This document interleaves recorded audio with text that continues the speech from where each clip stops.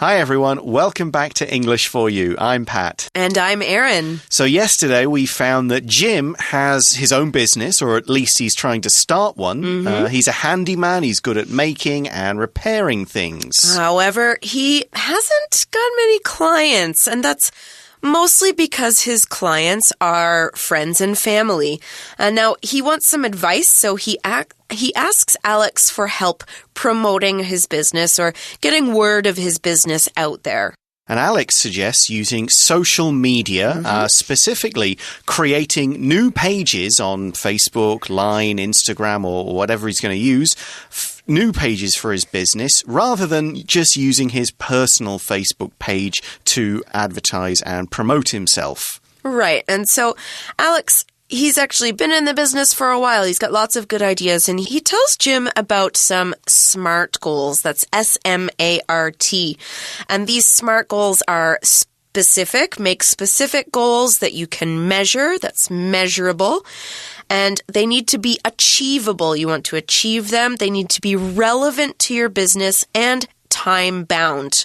Short deadlines mean good, quick work. Yeah, in other words, Jim needs to think of sensible objectives that he can measure and also achieve within a realistic time frame. Right. Now, Alex has promised to forward Jim an article about using social media for business. We're now going to check out that article. All right. Reading. Steve's blog. Making use of social media.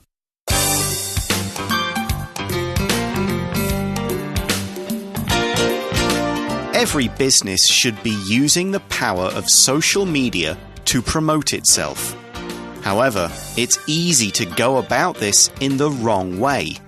Here are my tips for using social media appropriately. I've previously written about setting goals here, so I won't cover this topic again. Instead, I encourage you to think about your target audience. If you know who they are and what they want, you can better create content that appeals to them. What's more, you'll know which social media platforms they use. For example, if 40 to 50% of your audience uses Instagram, focus your efforts there.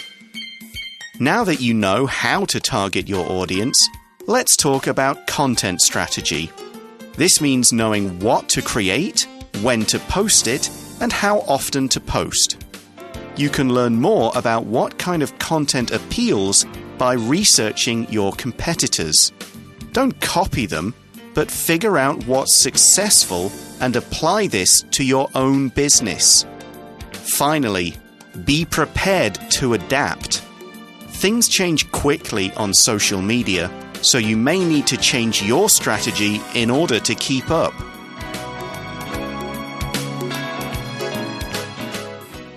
All right, so let's start out with the first line of today's article. And we know we're looking about a blog post about using social media for business. So here the first line says, every business should be using the power of social media to promote itself.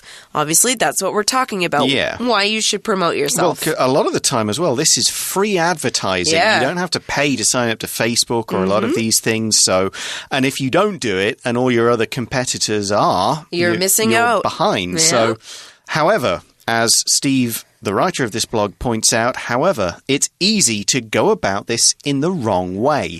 To go about something is to begin or carry on a particular activity, and it refers to the way you do something. To go about something in the wrong way means just to do it wrong. You do things that won't help you and will just cost you time, money, and effort. And that's not what you want to waste when you are trying to promote your business. You need all of those things. So here are Steve's tips for using social media. It says here are my tips for using social media appropriately. Now, appropriately is an adverb, and when something is done appropriately, it's done correctly or in a suitable way. So we often use this word actually when we talk about clothing. Now, if you see someone at a fancy party wearing a suit or a nice dress, you say they are dressed appropriately because these clothes are suitable for a fancy party. Now, however, if they are wearing shorts and t-shirts, they are dressed inappropriately. And that's just appropriately spelled with an I-N at the front of it. Now, here's another example. Zelda's parents taught her to speak appropriately and with respect when talking to other people.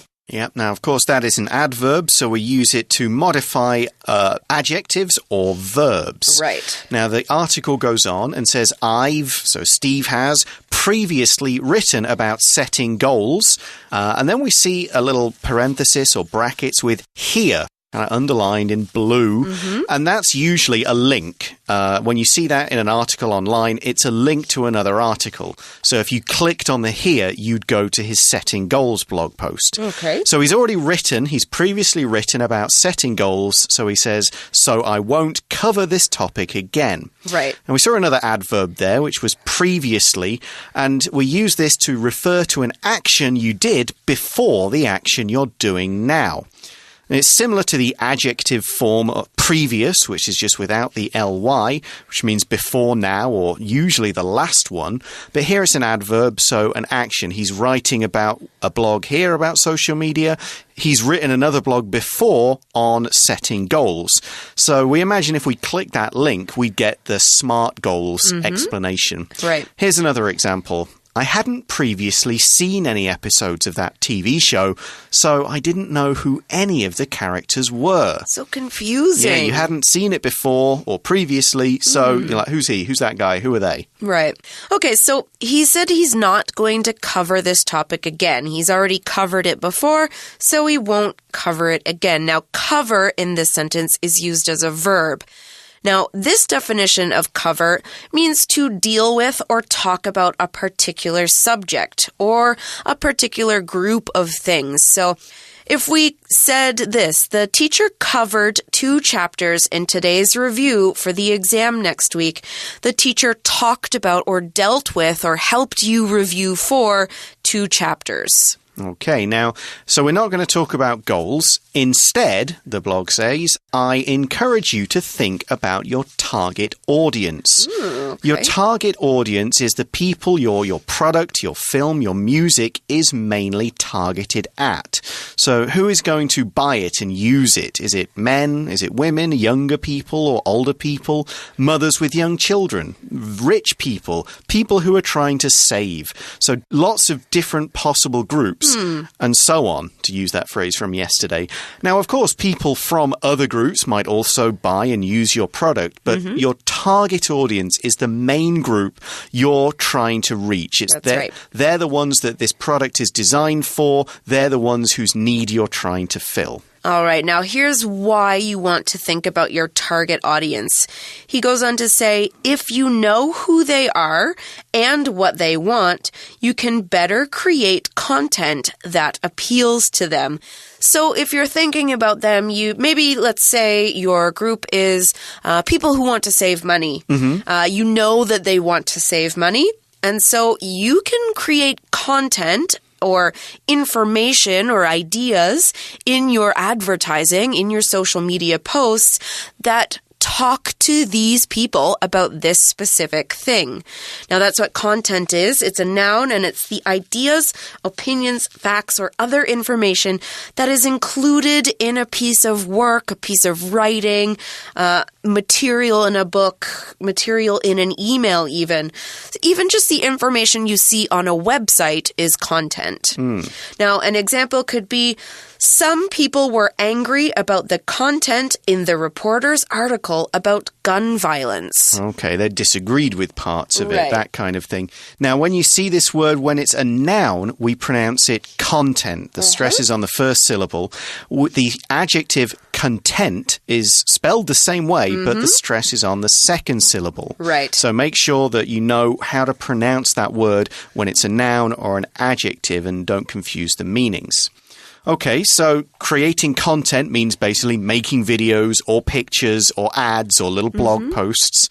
So that's important with a target audience. And another thing, as Steve says, is what's more, you'll know which social media platforms they use. Now, we talked about different types and different examples of social media last time in our first day's article. So a platform can mean the opportunity to kind of voice your views and start some action. And in this case, that action is business. And in the context of social media, it means your social media platforms are all the different types of social media software out there. What do people use, basically? Do most people in your target audience use Line or Facebook or Weibo or LinkedIn or WhatsApp? Right. What is the main thing they use to communicate with each other? You know, for example, you probably don't get many high school students using LinkedIn. Right. But if you were going to advertise to high school students in Taiwan, you might use Weibo or Line or Snapchat. Yeah, you wouldn't use Facebook to advertise to people in mainland China because they can't get it. Okay, so you got to know those platforms. You got to know where your target audience is. Now, there's a good reason for this. It goes on to say, for example, if 40 to 50% of your audience uses Instagram, focus your efforts there. So obviously, pictures are actually a really easy way to advertise, and that's what Instagram's all about. So if most of your customers or your target audience is going to be on Instagram, you definitely want to set up an Instagram account. Yeah. Okay, so that deals with the target audience. The article goes on and starts a new paragraph and says, now that you know how to target your audience, let's talk about content strategy. Now, we use that phrase, now that, to show that we've just worked something out and we can logically follow on from that. So, A, now that we've known this, B, we can do the next idea or the next step of a process. So, we know the target audience, so now we move on to the next step. And the next step is content strategy. Now, this might be a bit of a confusing phrase for you non-business folk out there, so let's talk about what content strategy is. Here in the article, it says, this means knowing what to create, when to post it, and how often to post. So, lots of good things there. Yeah, should I be making videos? Should I be using photos? Should I be writing articles? Should I post at 3 in the morning? Should I post at 8 in the morning? Yeah, do I post every day, every week, every couple of days? What's the strategy? Right. And the article explains you can learn more about what kind of content appeals by researching your competitors. So to research something, this is the activity of finding out information by searching what's already been discovered. Now, you're not looking to discover new information that no one's ever known. You're finding out everything that's already been learned. So you can research things online or in libraries. Now, the word research can also be a noun, and then it's the activity or the results of doing some research. So we say do some research on this or just research this. Means kind of the same thing. Here's another example. The teacher asked us to research some foreign cuisines for our food science class. I'd just like to say that a food science class sounds right up my alley. Yeah. I'd love that. All right. So you want to research your competitors. You'll learn a lot about the kind of people you're selling to by doing this. A competitor, this noun, is a person, team, or company that you are going against in business, often because you are selling the same kinds of goods and services. So that means you are each trying to get the same customers to buy only your product. That means you're competing against them. It's sort of like you're trying to win a race for these people. Now, a competitor can also mean one of the people who takes part in a competition, like a race or a game or TV show, something like that. Here's an example of competitor in the business sense. Apple's main competitor in the smartphone market is Samsung. Yeah, those are the two big boys in the market. So you do some research. You see, what are my competitors doing? You know, what kind of content are they creating? What's the most popular with people? Right. Some good advice in the next line of the article. Don't copy them. Ooh, bad idea. If you just do what they do, you won't look any special. You won't become the number one. And people kind of go, that's just copying. They're just copying what the other guys are doing. The article says, don't copy them, but figure out what's successful and apply this to your own business. So, yeah, if lots of people are making videos and videos are popular, yes, you make videos. But don't just do what the videos that made by your competitors do. Right. If funny videos are popular, yes, make a funny video. But don't try and steal other people's ideas and do what they're doing. Right. You have to apply the idea to your own business. And another very good reason you should do this is especially if you're going against a competitor that already has a lot of customers.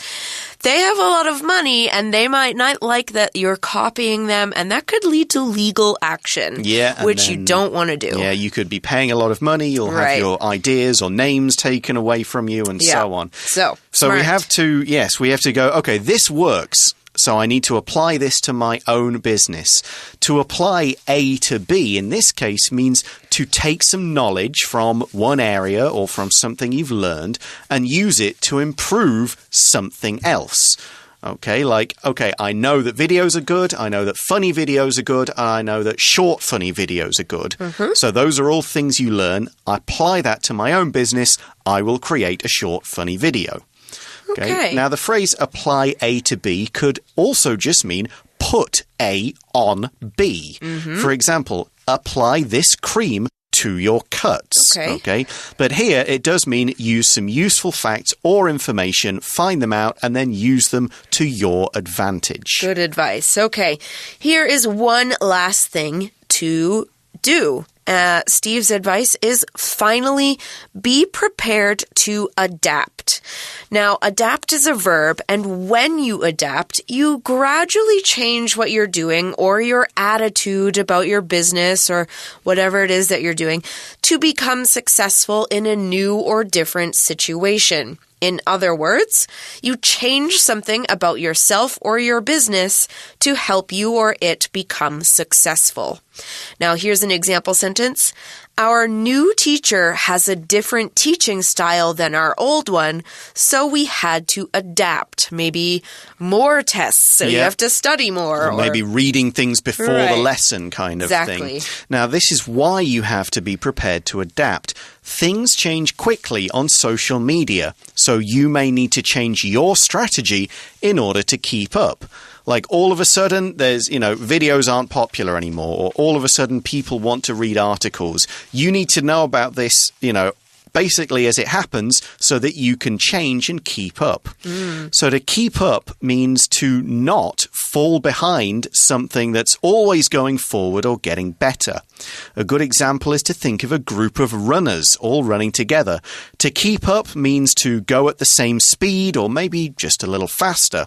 In a business sense, to keep up means to change when you need to so that other companies aren't doing newer and better things that you yourself are not doing. So if everybody changes and you don't, you will be left behind, which is the opposite of keeping up. Right. Now, ideally, you want to be the one in front with all the new creative ideas that other people copy. Right. But if you can't do that, then at least you have to keep up and not fall behind. And that means doing a lot of research. Oh, yes. Study those social media trends so you know what's happening.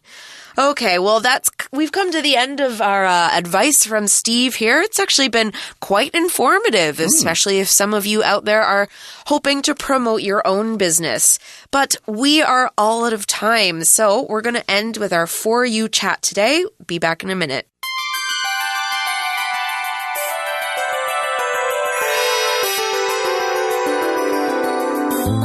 For You chat. Hi, everyone. Welcome back to our For You chat question. An interesting question here for you today.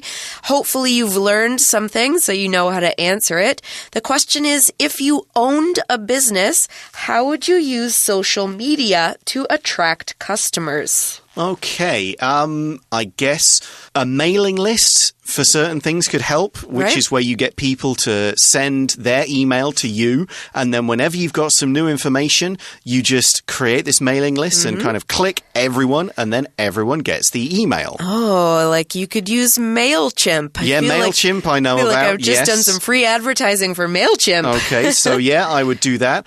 I would also, if I had some people who were fans of mine early on and like to talk about my stuff, I'd kind of make them like my extra little employees. And spread the word. Yeah, like get in touch with bloggers and say, hey, how about you blog about me and I'll maybe give you some free stuff. Right. That kind of business. There's another way you could do that. You could give them advertisement space on your blog. Yeah, a bit of sharing kind of and helping out each other, recommending other people's stuff in return for them recommending yours. Yeah, that's a good idea. Yeah, I'd probably do that. Now, I'd probably go for the kind of funny video content style. I think that's where my strengths probably lie. Okay. But maybe build a little extra, something that if they get the product, they can get a bit of extra something by doing this. Fair. They're on the social media site, so they get a 5% discount. Yes. Something like that. Kind of like a Kickstarter kind of thing. A little bit of incentive goes a long way with people. Yeah, that kind of crowdfunding is a whole other area of social media. We've talked about that in other TOEIC articles, but right now we are out of time for today. Thanks for listening, everyone. For English for You, I'm Pat. And I'm Erin. Talk to you again soon. Bye-bye. Bye-bye.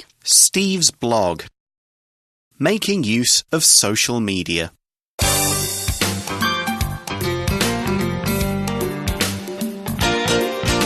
Every business should be using the power of social media to promote itself. However, it's easy to go about this in the wrong way. Here are my tips for using social media appropriately. I've previously written about setting goals here, so I won't cover this topic again. Instead, I encourage you to think about your target audience. If you know who they are and what they want, you can better create content that appeals to them. What's more, you'll know which social media platforms they use. For example, if 40 to 50% of your audience uses Instagram, focus your efforts there. Now that you know how to target your audience, let's talk about content strategy. This means knowing what to create, when to post it, and how often to post. You can learn more about what kind of content appeals by researching your competitors. Don't copy them, but figure out what's successful and apply this to your own business. Finally, be prepared to adapt. Things change quickly on social media, so you may need to change your strategy in order to keep up.